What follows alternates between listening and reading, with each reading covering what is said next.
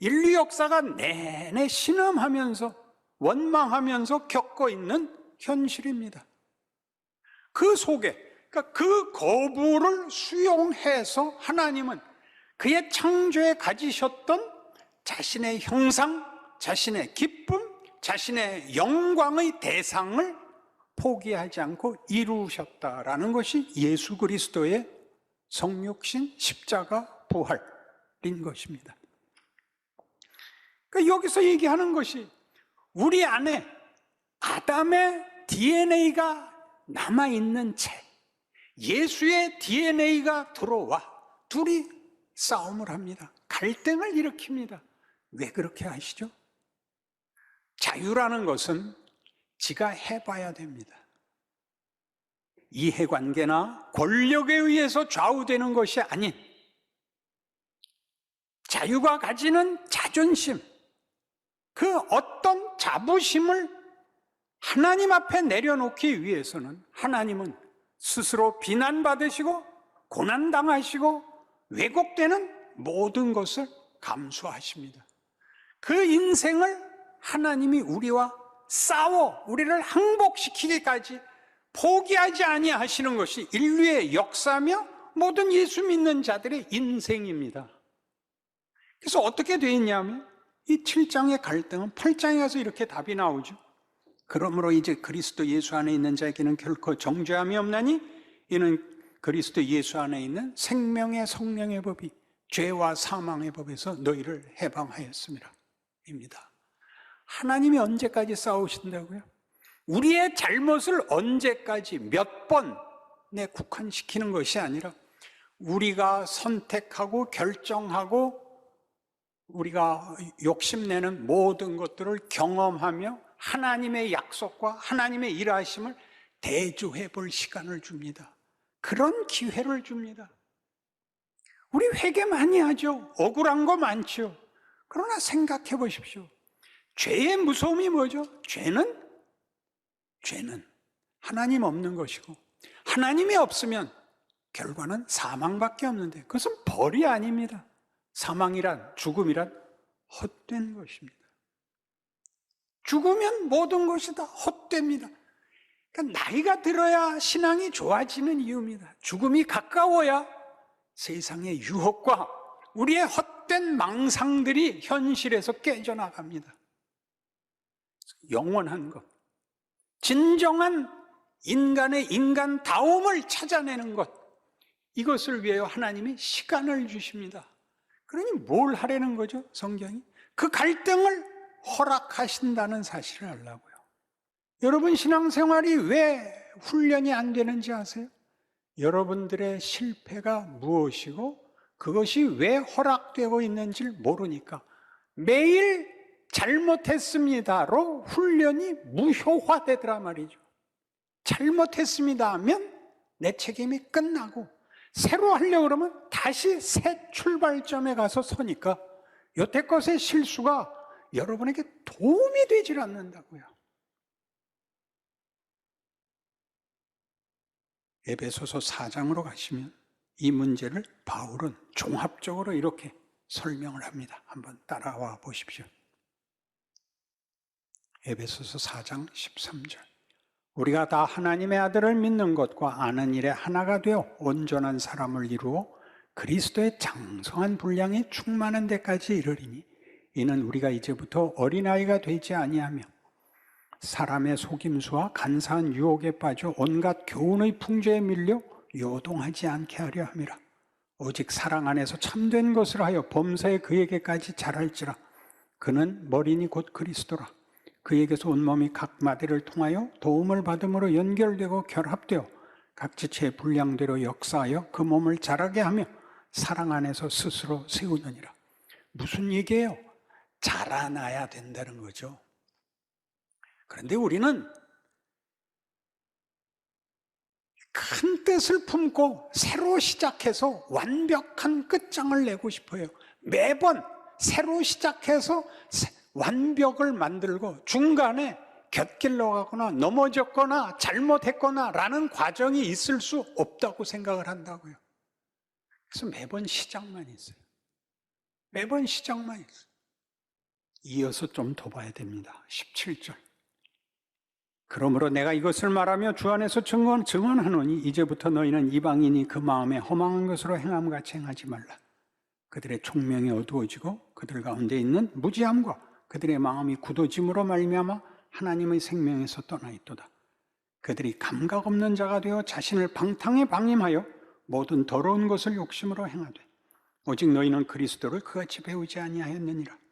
진리가 예수 안에 있는 것 같이 너희가 참으로 그에게서 듣고 또한 그 안에서 가르침을 받았을진데 너희는 유혹의 욕심을 따라 썩어져가는 구습을 따르는 옛사람을 벗어버리고 오직 너희의 심령이 새롭게 되어 하나님을 따라 의와 진리의 거룩함으로 지으심을 받은 새 사람을 입으라. 헌 사람과 새 사람 이렇게 둘을 뚝 잘라놓는 것이 아닙니다. 이것을 왔다 갔다 하며 소원은 새 사람이 있으나 현실은 그렇지 않고 를 반복하며 커나갑니다. 반복하며 커나갑니다. 하나님이 왜 이 옛사람 아담의 유전자를 우리에게 허락한다고요? 자유, 우리의 승복을 받아내기 위해서입니다. 모세를 생각해 보십시오. 모세가 80세 하나님 앞에 부름을 받았을 때 그의 가장 분명한 불만은 이거였습니다. 하나님, 어떻게 일을 이렇게 하십니까? 40년 전엔 뭐하고 계시다가 그 40년을 미디안 광야에서 이렇게 완전히 망가지고 썩어버릴 걸 내버려 뒀다가 이제 와서요? 뭘 하자고요? 그게 뭘 했죠? 그 다음 이스라엘 백성 데리고 광야 40년 생활할 때 그게 일을 했습니다. 그는 가장 온유한 사람이라고 기록되고 그는 백성들을 위하여 하나님 앞에 용서를 구합니다. 이것들 다 죽이고 내가 너로 새 민족을 만들겠다. 아니요, 하나님 그러지 마십시오. 왜 그렇게 말할 수 있었을까요? 자기보단 낫더라고요. 구약의 최고의 지도자, 최고의 영웅, 우리 모두가 부러워하는 모세를 어떻게 만들었다고요?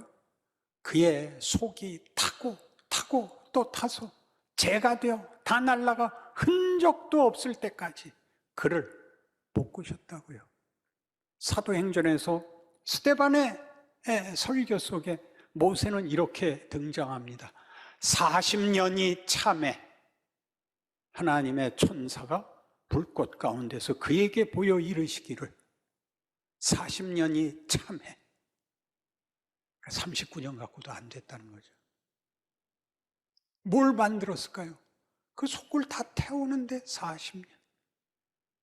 그래서 이스라엘 백성 데리고 40년 하나님의 종노릇을 하고 이스라엘 역사를 만들어내죠. 요셉은 이렇게 되어 있습니다. 그는 감옥에 들어가서 여러 날, 여러 해를 고생하고 그 떡 맡은 관원장과 술 맡은 관원장의 꿈을 해석해주고 부탁을 합니다. 바로를 뵙거든 여기 억울한 죄수가 하나 있다고 꼭 말해 주십시오. 그러겠다고 약속하고 가죠. 그러나 그는 잊어먹습니다. 성경에 이렇게 되어 있어요. 만 2년 후에 바로가 꿈을 꿉니다. 여러분 생애에 일어나는 여러분들이 한 번도 쓸모있다고 생각해 보지 못하고 하나님은 왜 이렇게 내 기도에 응답하시지 않는가 하는 시간들이 뭘 했다고 생각하냐고요. 여러분을 만들고 있습니다. 우리가 가진 최고의 소원, 우리가 가진 최고의 꿈, 그것보다 큰 하나님이 예수 안에서 보여주신 하나님 자신에 대한 설명과 우리를 향한 당신의 진정성을 대비시킵니다. 그리고 항복의 날이 오죠. 그건 자라나는 겁니다. 어느 한순간에 완성되는 것이 아니고 하나씩 큽니다. 그래서 이 에베소서 4장은 오직 너희의 심령이 새롭게 되어 하나님을 따라 의와 진리의 거룩함으로 지으심을 받은 새 사람을 입으라를 권면합니다. 그리고 뭐가 나오는지 아십니까? 25절 그런즉 거짓을 버리고 각각 그 이웃과 더불어 참된 것을 말하라. 이는 우리가 서로 지체가 됩니다. 어려운 거 하는 거 아닙니다. 쉬운 거부터 하십시오. 사람을 만나면 예를 따르십시오. 인사를 하시고 반가워하시고 예의와 교양을 지키십시오. 그렇게 한 가지씩 하는 겁니다. 우리가 이 세상에서는 고생하는 것이 더 유리하다. 바울의 고백입니다. 계시를 받은 것이 너무 많아서 내가 자고할까 봐 하나님이 내게 사단의 사자를 줬다. 굉장하죠. 사단의 사자를 줬다. 내가 이것을 위하여 주께 3번이나 간구했느냐 했더니 예수님이 말씀하시기를 내 은혜가 네게 족하다. 이걸 위해서 다시는 구하지 마라. 그러니까 우리가 받는 고난, 원망, 자신 스스로에 대한 자책 같은 것들이 나를 훈련시키는 거다 라고 아는 것이 믿음이지. 모든 것을 지워서 속 편하고 안심하고 확신이 드는 것은 아니요. 지난번 설교에서 했죠. 욥이 뭐라고 덤볐다고요? 하나님, 우리 계급장 떼고 한번 만나봅시다. 하나님 뭐라 그랬어요? 네 자신감의 근거가 뭐냐? 네가 무엇 근거로 자신이 생겼길래 나보고 해보자 그러냐? 그렇게 했던 거 기억 안 나십니까? 신앙 인생의 자신감이라는 것은 이것, 하나님이 결국 나를 승리하시고 영광 받으실 것이다 하는 것 외에 다른 건 없습니다. 우린 법 아래에 있지 않고 은혜 아래에 있습니다. 법의 부작용은 비난밖에 확인법이 없습니다. 누구의 잘못을 지적하는 것뿐입니다. 은혜는 서로 감사하고 서로 고마워하는 거죠. 신앙생활을 매일 할 수 없다면 말이 되지 않습니다. 하나님 매일 하고 있는데 당사자인 우리 성도들이 신앙생활을 늘 반복적으로 실패합니다. 여기에서 벗어나시는 오늘부터의 귀한 신앙 인생이 되시기를 바랍니다. 기도하십시다.